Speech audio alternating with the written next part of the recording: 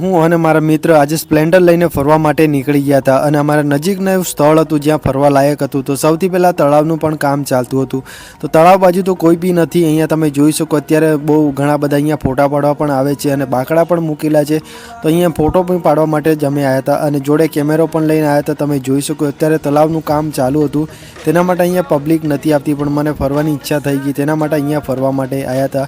અને આજે મારી બાઇક મારા મિત્ર ચલાવે છે અને તમે ચારે બાજુથી જોઈ શકો તો આ તળાવ અંદર પુરાઈ ગયું હતું ચોમાસાના અંદર.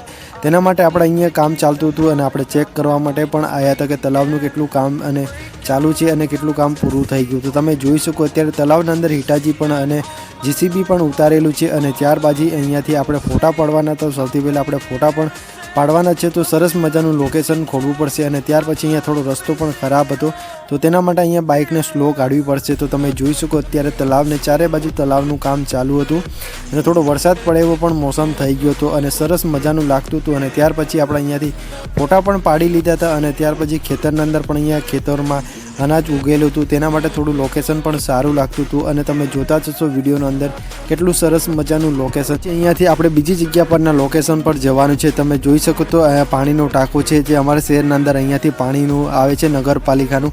અને અહીંયા સોલર પ્લેન્ટ બી લગાવેલો છે. તમે જોઈ શકો અત્યારે કામ પણ ચાલુ હતું, તેના માટે વિડીયો બનાવવા માટે અમને ના પાડી હતી.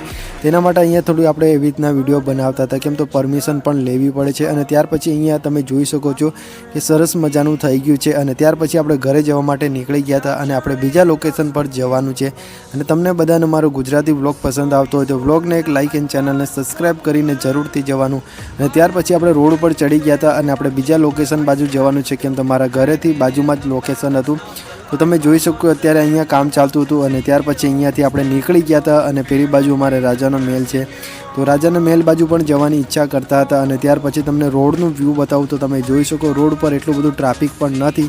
તો ટ્રાફિક નથી તો થોડું અહીંયા એક્સિડન્ટ થાય એવી સંભાવના પણ રહે છે. તો તેના માટે સાવધાની પણ ગાડી ચલાવવી પડે છે. કેમ તો ઘણા બધા અહીંયા દારૂ પીને પણ ગાડી ચલાવે છે. અને તમે જોતા જશો આ વડલા નીચે અહીંયા એક્સિડન્ટ થઈ ગયું છે. તો એક્સિડન્ટ થઈ ગયું તો તેના માટે અહીંયા પબ્લિક પણ ભેગી થઈ ગઈ હતી. તમે જોઈ શકો છો અત્યારે બાઇક અને XUV 500ના વચ્ચે એક્સિડન્ટ થઈ ગયું હતું, તેના માટે અહીંયા ઊભું રહેવું પડશે.